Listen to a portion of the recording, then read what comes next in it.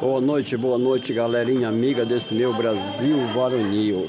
Hoje eu estou aqui no travessão da 16, no barracão da Campal, que será realizada hoje, amanhã, durante o dia, durante a noite, e uma programação espiritual que todo ano se encontra aqui. Hoje nós estamos ainda na preparação, nos primeiros movimentos, e a gente vai levando aí, apresentando aí as maravilhas, totalmente no meio da natureza, né? Totalmente, hoje ainda tem pouquinha gente, amanhã vai dar bem gente, mas hoje é aqui só apenas o iníciozinho. Daqui a pouco vai começar a programação aí lá para as 20 horas, vai começar a programação. Vamos trazer um pouco aqui na cozinha, que é o melhor lugar. Aqui a dona Isolina, que está dando as ordens aqui na cozinha. E a cozinha, o pessoal já pararam aí de se movimentar, mas já está tudo pronto, a sopa já está pronta. Vamos lá mostrar a sopa aí para os meus amigos aí, o panelão aí. Bom dia, moça. 6h30, né? O café da manhã. Boa noite, minha amada. Tudo bem com a senhora? A senhora está na luta aí, né? Olha só, gente, muito alimento. Tem dois panelão de sopa, tem um aqui, tem outro ali. E tá bonito. Bora dar uma olhada aí dentro desse negócio. Olha só a maravilha aí, tá? Muita sopa aí para nossa janta aí, tá? E alimento por tudo quanto é parte, tá? Amanhã o negócio vai ser grosso aqui.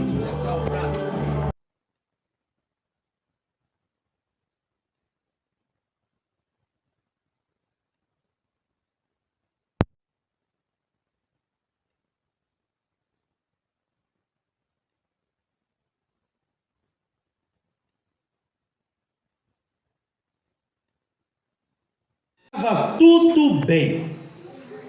Saiu de lá pensando que estava tudo certo. Saiu de lá pensando que estava tudo legal. Mas não estava. Alguém viu. Alguém viu. E você sabe o que aconteceu com Moisés? A vida dele que ele tinha foi completamente destruída. De um morador do palácio, da segunda pessoa na sucessão de um reinado, ele vai para onde? No meio do deserto. Quantas pessoas, talvez alguém aqui já teve tudo que podia imaginar, mas por um pecado perdeu tudo, e já passou por um deserto como Moisés, ou está passando hoje por esse deserto como Moisés teve que passar. Eu não sei a tua história, a tua vida, mas se tiver alguém aqui hoje à noite nessa situação, você sabe que existe perdão, e eu vou ler já para você. Você sabe a história dele. Se eu falo aqui para você que conhece alguém que deixou de fazer o trabalho de Deus, que deixou de ir à igreja porque se achou pecador demais, mostra a história de Moisés para essa pessoa. Existe perdão e salvação no nome de Jesus. Amém. E aqui, olha o que aconteceu com Moisés. No capítulo 3 ainda, no versículo 12, olha o que diz, capítulo 3 de Êxodo, versículo 12. Deus lhe respondeu: Moisés, eu serei contigo, e este será o sinal de que eu te enviei. Depois de haveres tirado o povo do Egito, servireis a Deus neste monte. Amém. Moisés se viu sem nada, Moisés se viu desesperado, mas Moisés, ele prostrou-se, arrependeu-se e pediu perdão de Deus, e Deus o perdoou. Quando você olha para Moisés, parece que ele fez a coisa certa, mesmo sendo errado.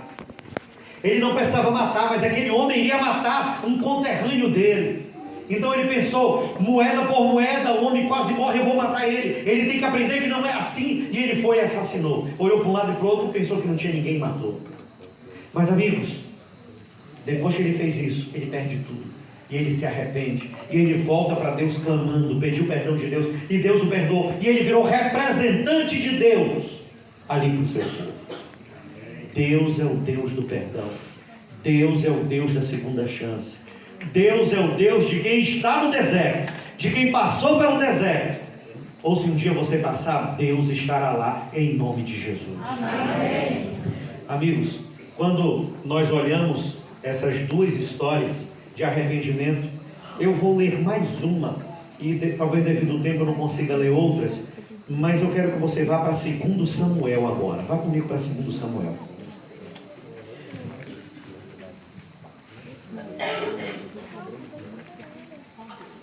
Segundo Samuel, capítulo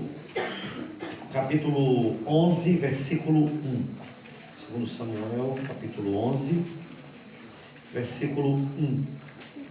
Depois do versículo 1, vamos para o versículo 4 e 5.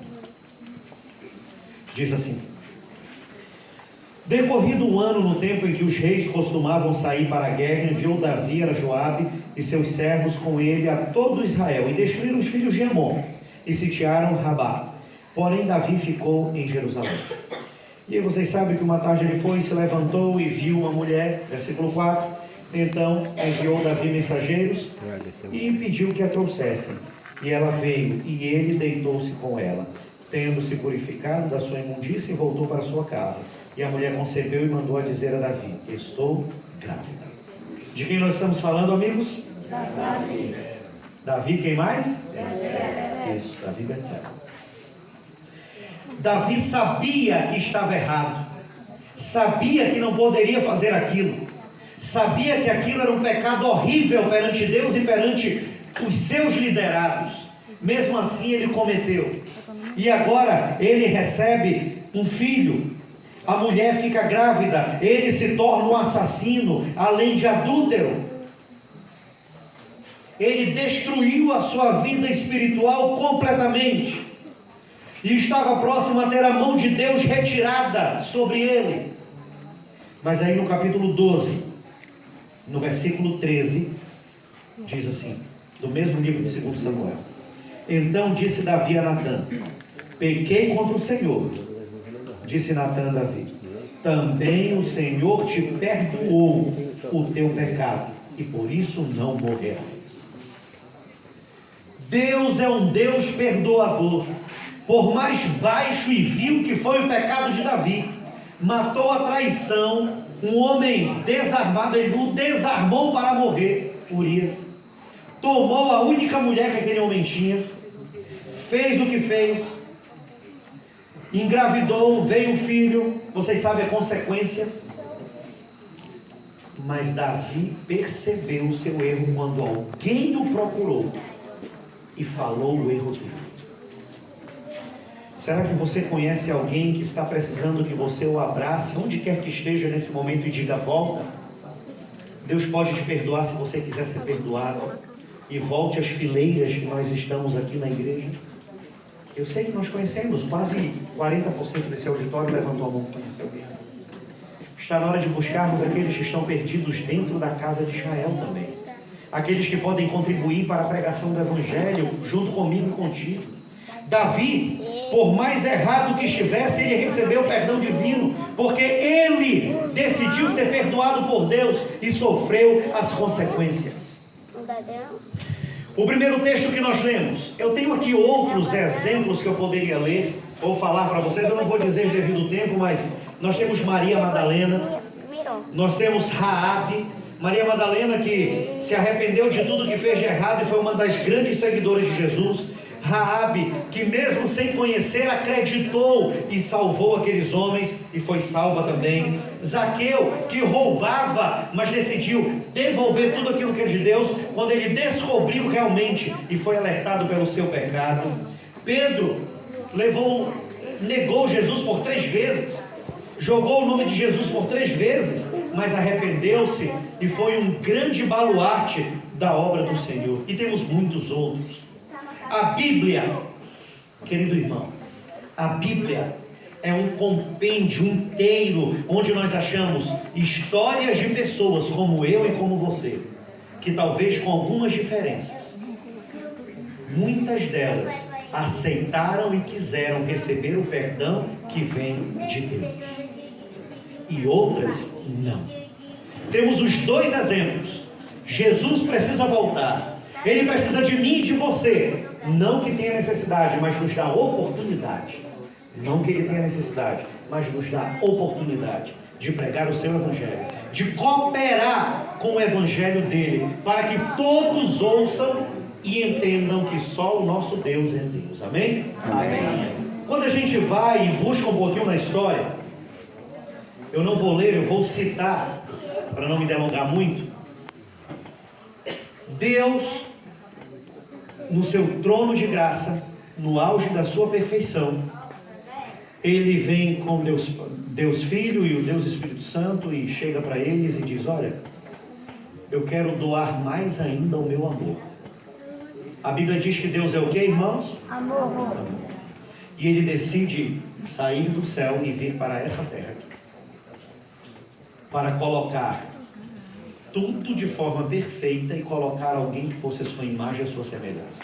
Ele veio e de toda a criação ele verbaliza, ele fala e as coisas aparecem. Ele fala e aparece.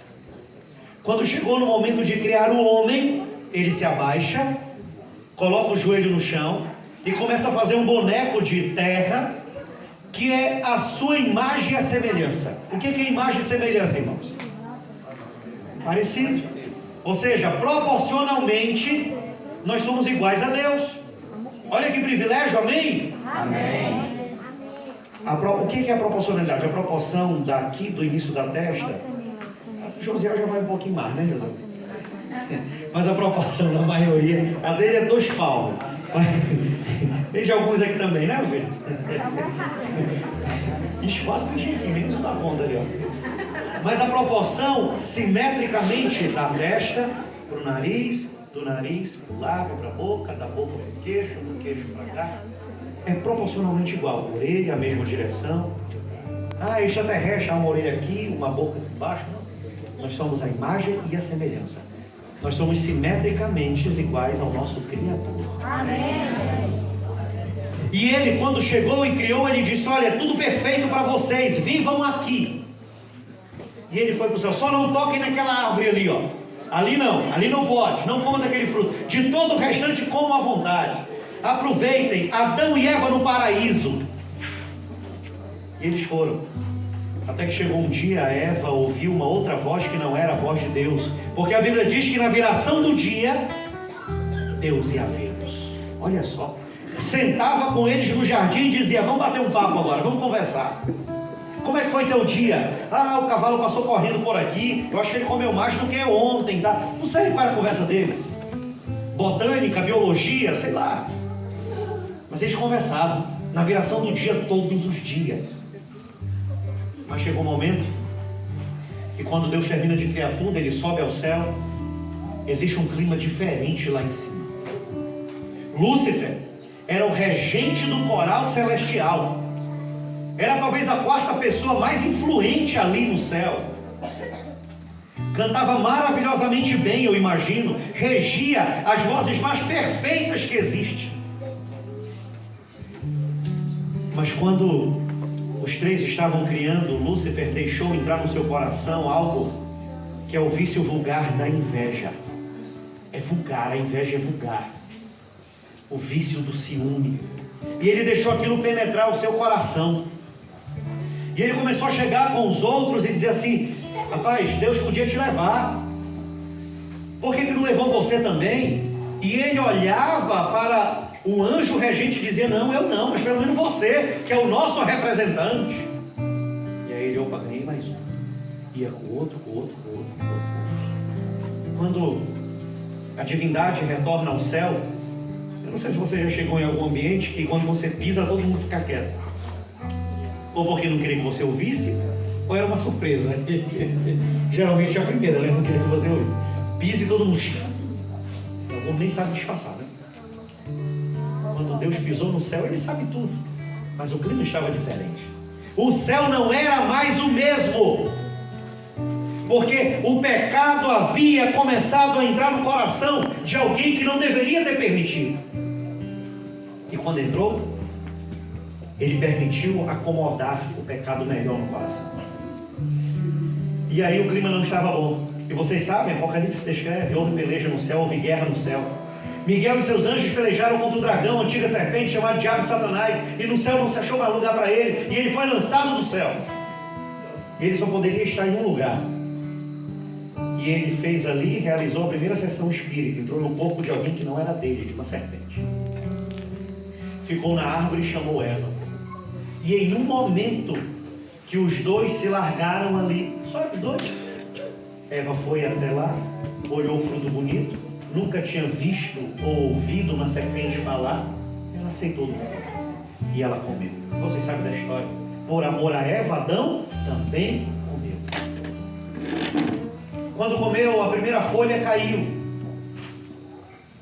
Não caía a folha, a primeira folha caiu. Os animais começaram a se estranhar. Os animais não eram mais o mesmo. O cavalo estava relinchando demais. Os outros animais estavam alvoroçados. O cachorro estava latindo muito, mais do que o normal. Deus vem na viração do dia e chama Adão e Eva. Eles se escondem com medo. Estavam nus e perceberam que estavam nus. A criação de Deus havia caído. A criação de Deus havia se perdido. A senhora White fala que Satanás sobe como uma flecha ao céu, dizendo: eu venci, a terra é minha, eles são pecadores, eles preferem a mim do que a ti, eu vou proclamar e colocar o meu reino acima do teu céu. E aí Deus nesse momento levanta do seu trono de graça e diz assim: eu tenho um plano. Amém, Senhor. Qual era o plano de Deus, irmãos? Glória a Deus. O plano de Deus consistia em derramamento de sangue. A Bíblia diz que sem derramamento de sangue não há o quê? Remissão de Não há pecado. salvação, não há remissão de pecado, não há perdão, não há nada. E aí começaram, Adão teve que sacrificar o primeiro cordeiro. Adão teve que imolar, tirar a vida do animalzinho que ele deu o nome. Por causa de quê? Do pecado. Do pecado. Deus chama Adão e Eva e diz: agora vocês vão ter que ser expulsos. E vocês de tempos em tempos vão ter que matar um animal para eu poder vir aqui e perdoar vocês. Porque sem derramamento de sangue não há remissão de pecados. E aí ele matava constantemente. Eu imagino o primeiro animal que Adão matou. Ele deve ter chorado, deve ter entrado em desespero. Porque agora, por causa do pecado dele, ele teria que matar um ser inocente. Amigos, e ao longo da história, nós vemos homens caindo e levantando-se, caindo e levantando-se. Deus prometeu a Adão e Eva lá no início: eu não vou abandonar vocês. E aí logo no primeiro filho, Caim, nasce o segundo Abel. Acontece justamente o primeiro assassinato dentro da família mais próxima do paraíso, do jardim do Éden. Hoje nós estamos com 6.000 anos de pecado, deteriorados. Estamos acabados fisicamente, mentalmente. Não pensamos quase nada do que Adão e Eva pensavam. Eles estavam com a mente limpa, sã. E acontece o primeiro assassinato. Ellen White fala: quando nasceu Caim, Eva imaginava que já era o salvador da humanidade. Quando nasceu Abel, ele pensava que já era o salvador. Não era, porque Caim matou Abel. O Satanás, o diabo, fez a desgraça na vida do ser humano. Destruiu o ser humano. Eu imagino Adão e Eva vendo tudo aquilo e o Salvador não vinha. Quase 1000 anos ele não viu o Salvador vir. E descansou no Senhor e acabou a vida dele. E o mundo continuou e está até hoje.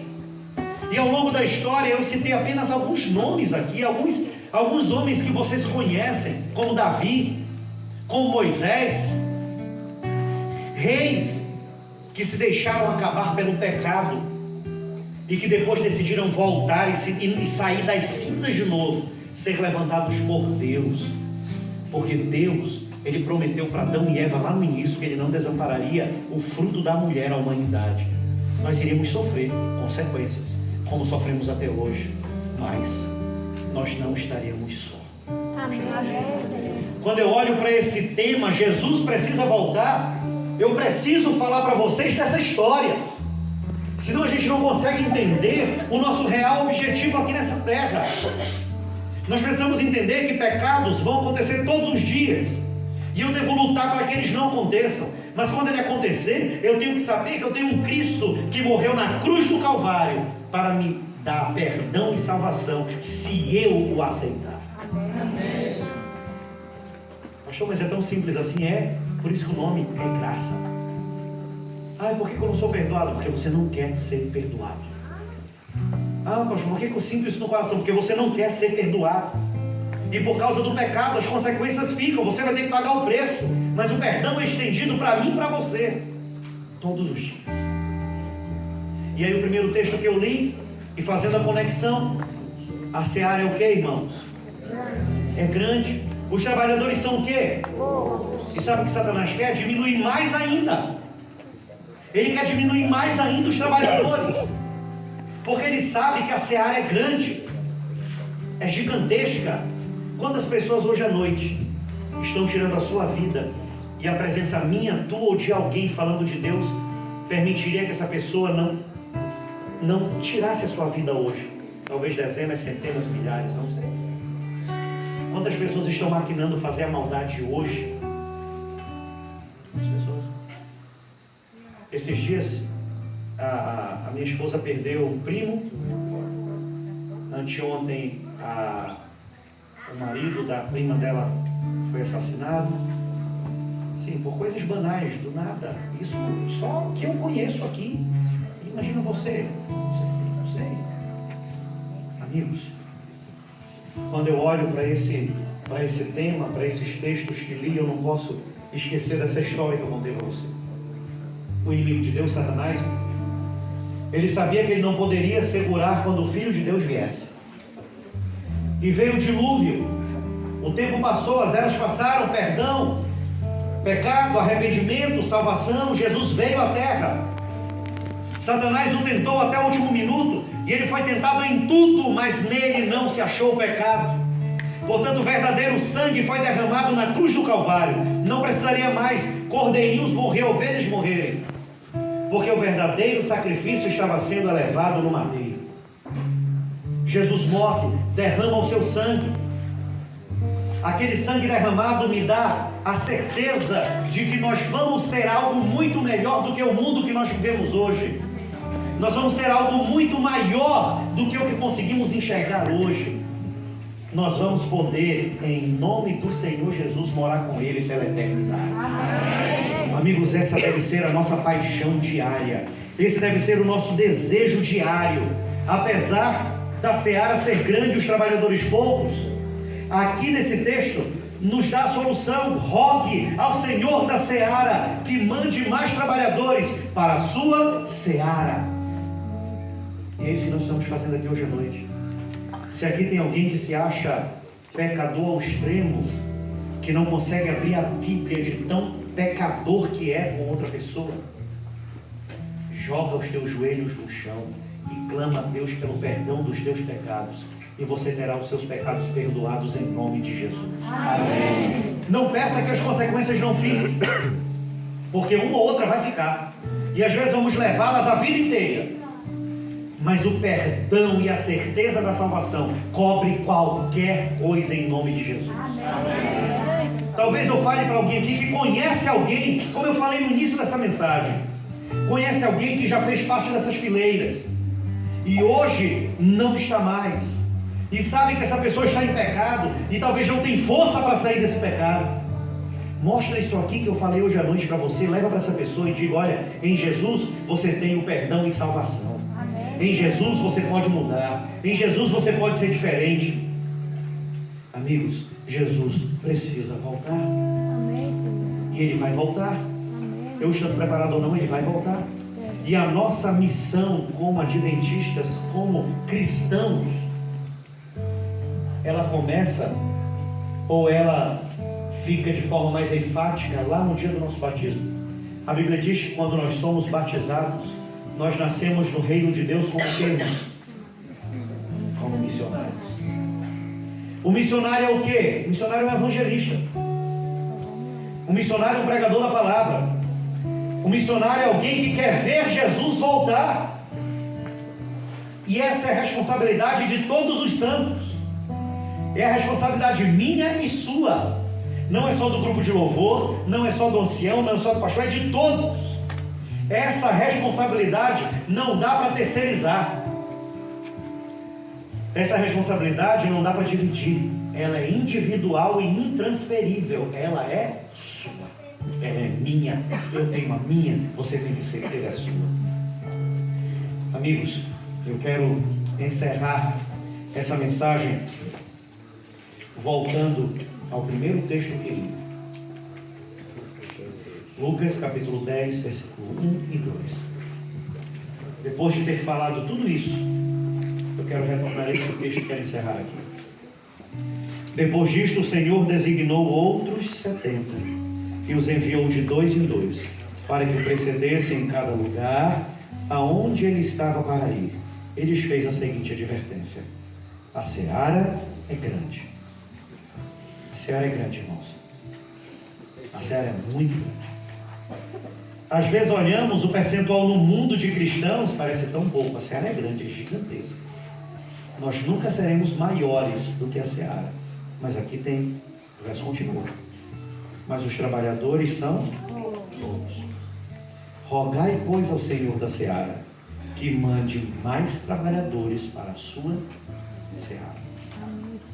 Amigo, Jesus precisa voltar. Amém. Precisamos de todas as pessoas unidas em prol da pregação do Evangelho. Amém. Verdade, irmão. A pregação do Evangelho não é só eu ir no evangelismo público desse tamanho de pessoas e abrir a palavra. É o trabalho, é a missão, mas não é a única parte da missão. Eu posso pregar o Evangelho dando um estudo bíblico para alguém? Posso, sim ou não? Eu posso pregar o Evangelho entregando um folheto, convidando alguém para ir à igreja, sim ou não? Sim. Eu posso pregar o Evangelho louvando o nome de Deus, sim ou não? Sim. Pastor, eu não sei fazer nada disso. Você sabe pescar? Eu posso pregar o Evangelho pescando? Pode. Como, pastor? Não sei. Faz daquilo que tu mais sabe fazer o teu ministério. Vai, pega um peixe grande, convida alguém, diz assim: olha, vamos na igreja, que quando voltar vai ter um tucunaré assado esperando para a gente comer junto. Eu duvido se a pessoa não vai na igreja junto contigo. Pela amizade, pelo carinho de você convidar de ir na sua casa. Sei lá. Ah, pastor, não sei fazer nada, mas sei cozinhar muito bem. Sei cozinhar muito bem. Prepara uma comida gostosa, convida alguém para ir na tua casa. Sei lá, faz um treinamento para aprender a cozinhar. Não sei. Use aquilo que você sabe de melhor para a pregação do Evangelho. Não enterre o seu talento. Não deixe o seu talento enterrado. Faça daquilo que Deus te deu de melhor a tua missão. A tua missão. Assim você não tem perigo de errar. Pastor, eu gosto de fazer exercício físico. Faz. E faz disso a tua missão para levar outras pessoas à salvação. Jesus precisa voltar. Jesus precisa voltar. Eu quero encerrar fazendo um apelo. Eu não posso concluir essa mensagem sem fazer um apelo. Nós vamos ter o louvor agora. Lia, por favor. A Lia já vai se preparar aqui à frente. Eu queria que você, enquanto a Lia canta esta música, eu queria que você fechasse os seus olhos e orasse a Deus primeiro por sua vida. Primeiro por sua vida. Pedindo perdão pelos teus pecados, entregando tua vida mais uma vez nas mãos de Deus e pedindo para que você possa ter esse encontro maravilhoso com Ele. Mas depois que você pedir por você e clamar por você, clame pela pessoa que te deu o estudo bíblico e que não está aqui hoje. Clame por alguém que você conhecia na igreja e não está aqui hoje. Clame por alguém da tua família que já fez parte destas fileiras e hoje não está mais aqui. Clame por alguém que você ama e que sente falta e gostaria que estivesse na casa de Deus. Hoje o nosso trabalho é de intercessão por você e pelo próximo. Porque juntos a seara vai ficar um pouquinho menor. Porque a seara é grande, os trabalhadores são poucos. Precisamos de mais pessoas para continuar a pregação do Evangelho. Agora é o momento de entrega. Feche os teus olhos e fala com Deus enquanto você ouve essa música.